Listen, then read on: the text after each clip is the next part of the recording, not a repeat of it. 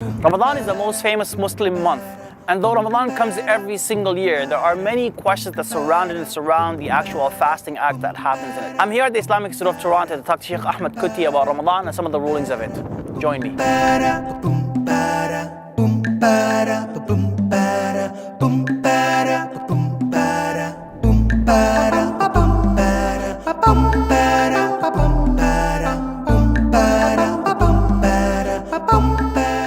So let's talk about Ramadan and the importance of Ramadan to Muslims all around the world. Talk to me a little bit about why is Ramadan such a big deal to Muslims? Let me sum it up.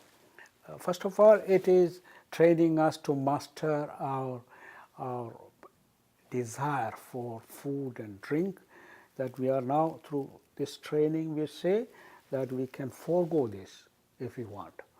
So those who forego, if somebody is always eating, of course he is not only getting fatter and fatter, and it's a recipe for sickness. He is also losing his mind actually, because the less you eat, the better. And the Prophet ﷺ said, "Bihasabi bini Adama luqaymatun yuqimna sulbuhu." Son of Adam can be, it's enough for him to have few morsels of food. If he must eat more, let him divide his tummy into three parts. Sulusun li ta'amihi, wa sulusun li sharabihi, wa sulusun li nafsihi. 1/3 for food, 1/3 for water, 1/3 for air. So, and of course then community building. Through Ramadan, we get together in iftar, we encourage this generosity, this charity, looking after the poor. One of the greatest things about Muslim community is, nobody can deny this, that we are the most generous people in the world actually. And this was also shown in study in England when they studied Muslims, that Muslims are the most generous people. And I know one, clergy people, a group of clergymen came here. They were on training. I was addressing them, and they were asking me about charity, the concept of charity. And then asked me, how did you build this? And where did you raise these funds? I said, we raised in the community here. We got no money from outside. And how much you raised? I said, 8 million already we raised. So they were shocked. And I said, this is the second project we have. We have another project. We raised 8 million there for the Islamic Foundation. They couldn't. Actually, when you look at it, how Muslims are generous, whether every Muslim country, if you can go and study the Muslim habit of generosity. And I have been in Middle East. We find so many faults with the Middle East, but when it comes to charity, the month of Ramadan, they are more charitable, and they are more charitable than anybody, when it comes to sharing the food and things like that. Okay. So this is Islamic training. Wonderful. So let's go then, I guess. These are some of the benefits that happen in Ramadan, some of the benefits of fasting. Can we just place it a bit contextually, Ramadan itself? Talk to me about the story or the history of how Ramadan, as a fasting month, has become legislated upon the Muslims. Can we talk about that? Yes. When it comes to Islamic, the gradual unfolding of Islamic establishment of Islamic institutions, the first institution in Islam was prayer actually. Muslims were praying in Mecca. Although the details were not worked out at that time, but the fine details established but the obligation to pray was there instituted. And when it comes to charity, charity was there as a voluntary act. There was no compulsory. Of course, Muslims were told to be charitable, to look after the poor and things like that. And there was nothing about fasting except the fasting of Ashura. Muslims used to fast the 10th of Muharram. Yeah, but this wasn't happening in Mecca. This was happening in... This was, even in Mecca, there were people fasting, Rasulullah, even before he became a prophet, he would fast. Because Arabs had inherited the legacy of Prophet Abraham. Hunafa, they used to fast. But this precise... Was it similar to the similar way of fasting to the way that we have right now? We don't have those details, but this specific form of fasting which we have here is specific to Islam. Because Allah subhanahu wa ta'ala said, Kutiba alaykum as-siyamu kama kutiba ala alladhina min qablikum. Fasting has been prescribed, enjoined as a duty upon you, even as it had been enjoined before, for nations before you. But we know the fasting in Christianity is different from fasting in Islam, and fasting in Judaism is different. And even Hindus fast, even all other religious people have this institution of fasting.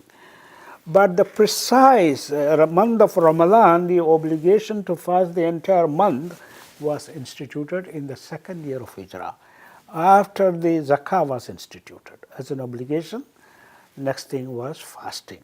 So in the same order, so you have prayer first, then you have Zakah, then you have fasting, then finally you have Hajj.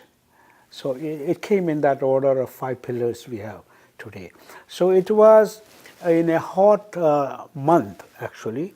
So some scholars say Ramadan means burning, because the fasting burns the fat as well as the sins.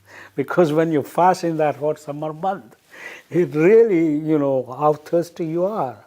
I have lived in Saudi Arabia, hot summer month. You can even cook an egg after 11 o'clock. You just put it in a few minutes, you can cook that egg in the heat. So it burns your sins, it burns the fat as well. So this is how some scholars explain it. And then, the whole month-long fasting was prescribed, but the voluntary fasting also remained there, but it is up to individuals. And of course, many people fast sometimes Mondays and Thursdays. And also, of course, we have the fasting of the Ashura, we have the fasting of the Hijjah, and things like that. Okay, so let's define then fasting, I guess. How does the Sharia define fasting? Fasting, is a kind of abstention. That's the meaning of fasting. Fasting has different, any Arabic word that Islam has used as a term, there are layers of meaning in it, because each of these institutions has dimensions. So they say a horse is fasting, so is refusing certain kind of fodder in order for that horse to be prepared as a mound or something like that. And they say water is stagnant, so water is fasting.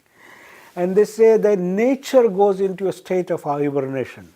That's also fasting, because we know in winter everything goes into a state of hibernation. And in the spring it springs forth.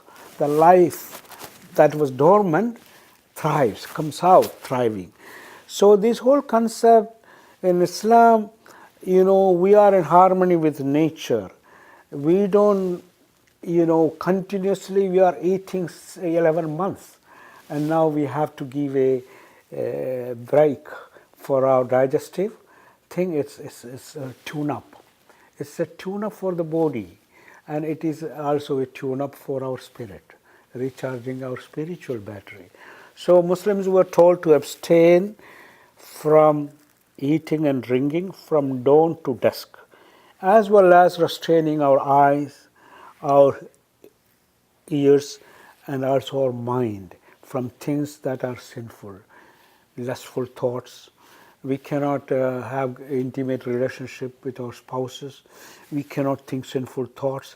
So fasting has all these dimensions, not just abstention from food and drink, but also we need to be abstaining from sinful thoughts. We need to control our speech. The Prophet ﷺ said, who does not control his tongue from obscenity, foul speech, he did not fast. So it's a complete training, helping us to break free of bad habits. We are all addicted to some kind of bad habits, and fasting comes to help us. Okay, so I guess really the defining, or we're talking about defining fasting itself, or defining the idea of Sawm itself. You said it's the abstention of, as well as also spiritually from all those things that would be contrary to the spirit of fasting. Very good. So let's talk about the physical first, okay? So physically, we're talking about eating, drinking, and sexual relations. Yeah. Very good. But these three, I mean, just bear with me. These three things are permissible. They're not things that are usually haram. Right, so just bear with me a second. So really the question that I'm trying to ask is, eating is always halal at any time of the month. Drinking is always halal. Sexual relations are halal with your wives, obviously, and your husbands. But the question is, how come these three things? What's the wisdom, Sheikh, behind these three things for them? All of a sudden, Allah subhanahu wa ta'ala says, now is Sha'ban, tomorrow Ramadan, they're no longer permissible. Yes, although we are supposed to be eating at night, but through this fasting exercise, we are trained to put a break on indulgence, overeating, to help us, have this habit of, a diet, so that we eat, we don't live to eat, we eat to live. Sumu tasihu, fast so that you will gain better health. So it's good for our body to have this restraint. So while fasting even 14 hours, definitely is physically good. It's good for the digestive system. It's good for the toxins to be eliminated. So that's, because Islam caters to the body, mind and soul. So it takes care of everything through this fasting system. All of this ibadat, it has all these dimensions. Even prayer. If a person prays properly 20 rakah a day, he will be physically fit. Isn't it? Definitely, because the way you have, the sujood, this ruku, and this standing is a format for it. And the same way, everything in Islam, all these institutions of worship, if it is done properly, it will take care of many problems. They say that all it takes is for the rich people to part with 1.5%. And Islamic formula is 2.5%. So there won't be any poverty if all of the rich were to follow this formula. Of course, a Muslim is exhorted to pay more, to be more generous, isn't it? And in Ramadan, you have to be even more generous. And Muslims are. In the month of Ramadan, everywhere. There is table of mercy in Malaysia, in Egypt, everywhere. People are able to go to that masjid or wherever and have their free meals. It's provided for. And this is that habit of generosity, one of the greatest virtues in Islam, that this compassion, empathy, and generosity, and this mindful living. And that's another virtue of fasting, benefit of fasting. It helps us to examine ourselves. Now we have been living 11 months. This is a break now. Stop and think now. Stop and think. Examine your life. Be mindful where you're going. And then Ramadan comes to remind us of our final journey to Allah subhanahu wa ta'ala. Okay, wonderful. How do we determine, I guess now we're talking about Ramadan itself in terms of as a month itself, as one of the lunar months. Yes. Let's talk about determination of how we determine when Ramadan comes. I mean, this is for Muslims and non-Muslims, because non-Muslims are always concerned about the fact that Ramadan changes every year. Why does Ramadan change? Last year it was, in this month, and now it's in this month. Well, it's, the mercy of God Almighty that, because this, sometimes it is longer, sometimes it is shorter, and it moves from place to place. The time changes everywhere, isn't it? So this year we will be fasting maybe less than last year, shorter. So next year it will be even shorter. So we experience Ramadan, shorter months, a longer time, all this. And everybody throughout the world. And the whole concept of how do we calculate, how do we determine, this is a question Muslims should be asking. Because remember, when you look at the Sunnah of the Prophet, the Prophet ﷺ used to determine the timings of prayers by looking at the position of the sun. Now we don't do that because Ash-Shamsu wal Qamru bi Husban, sun and moon move in their fixed orbit, computed orbit. So they don't, it's not haphazard, it's not erratic. So لِتَعْلَمُوا عَدَدَ السِّنِينَ وَالْحِسَابِ, so that you can calculate, you can make a calendar. So we have made a calendar for prayers. We should, the same way we should be able to make a calendar for fasting. But you may ask why Prophet did not do that. He already said it. نَحْنُ أُمَّةٌ أُمِّيَّةٌ لَا نَكْتُبُ وَلَا نَحْسَبُ. We are not able to read and write now because it was a stage of this ummah, and we know the Prophet wanted to move his ummah to literacy. He used every single opportunity to move the ummah to a state of literacy. And that's why when it comes to prayer times, I remember as a boy growing up in India, my grandfather used to send me with a stick to measure the shadow to determine whether Asr time has arrived. Now we don't do that. Every local masjid, village masjid, city masjid has a prayer timetable. Why? Because we don't say, "Nahnu ummatun ummiyya." We have to measure the position of the sun. The debate The same way, same applies to fasting. There is no distinction. Prophet could not do it at that time because they were not able to do that. Now the ummah is literate and educated, and of course scientific methods of calculation more precise.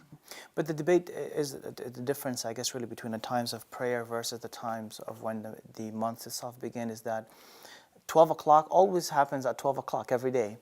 But the moon, for instance, doesn't always have 28 days. Sometimes it has 29 days, and the difference between them is not always significant. So we determine that by calculating the visibility. So it solves that problem. We are calculating scientifically when the moon can be visible. So moon has to be of a certain age for it to be visible. So when it reaches that threshold, we say now the next day Ramadan, or next day is Eid al-Fitr. So it's precisely, and the world is going to move to that. Even Saudi Arabia gradually moving to that.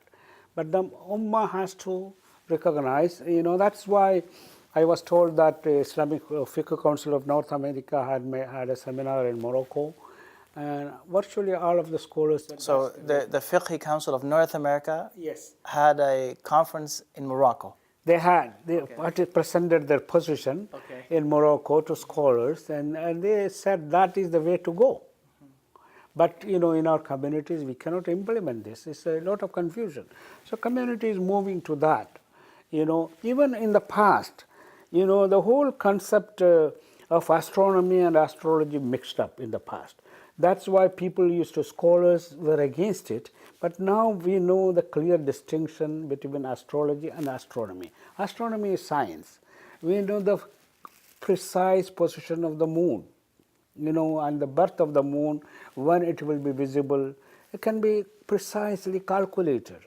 So that is, and in this way we can unify, otherwise great confusion.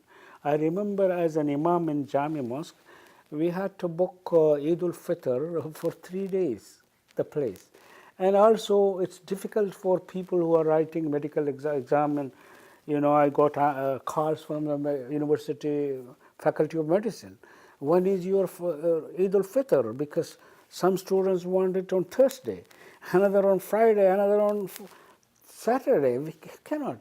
So we need to realize that there is no need for us. This religion of Allah is easy. It's just a signal to start.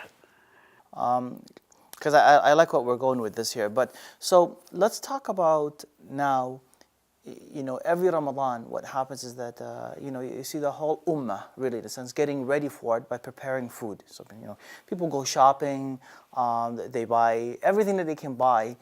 And what happens is that there is I think a sense of shortage in not knowing how we ourselves can prepare ourselves to spiritually get benefit of it. Just the preparation. I don't want to talk about what you do in Ramadan itself, but how do I prepare myself so when Ramadan is here, I am positioned that I can take the best out of it? Yeah, the best way is to educate ourselves. We should look at the spiritual dimensions of fasting. And there are a lot of, Alhamdulillah, I have prepared this book which has the form as well as the spirit in it. It has the fiqh rules as well as the spiritual benefits. So each of these ibadah, we should not just focus on the form of it, but on the real benefits. And the real benefit of fasting is spiritual and developing our empathy. And actually, Ramadan, we should consume less. One of the measurement of Imam should be, we should go on a scale before Ramadan, and if we are 160, we should aim at least to reduce it to 150. And Imam Ghazali beautifully presented it. You know, there are three types of fasting. One is the majority who just consume more, and they are more indulging in food and drink, and nothing changes except they postpone the eating time. And then during the daytime, their eyes are feasting on haram, ears feasting on haram, mind is also thinking of haram. So they gain no benefit out of fasting, neither physical, nor mental, nor spiritual. The third group, they abstain from these things and abstain from sins, so they gain some benefit. But the third group actually, the second group doing that, the third group, they also develop that mindfulness of Allah. So they consume less in Ramadan, and whatever they save by fasting, they will try to give it in charity. And this is the beautiful lesson for us to implement, because there are millions of people in the world who cannot have a morsel of food. So we can learn whatever we save from less consumption, because I have been to some iftar, there are 60 kinds of dishes. So is it fasting? It's not fasting. And I know in certain parts in India, people borrow money from the bank to eat, make all these delicious dishes in Ramadan, which they never dream of in other times. So they are more eating, more intelligence, so they are upsetting the whole purpose of fasting. So we should focus on the spiritual benefits, and we should come to the masajid, pray behind the imam, listen to that beautiful recitation, and try as much as possible to break this fast with the community, with friends, with the family, so that we develop that sense of community. So this is for today, folks. Join me again as we talk to Sheikh Ahmad Kutty about some of the rulings of fasting. If you have a question specific to fasting, please comment below this video and we'll make sure we ask it to Sheikh Ahmad Kutty next time we see him.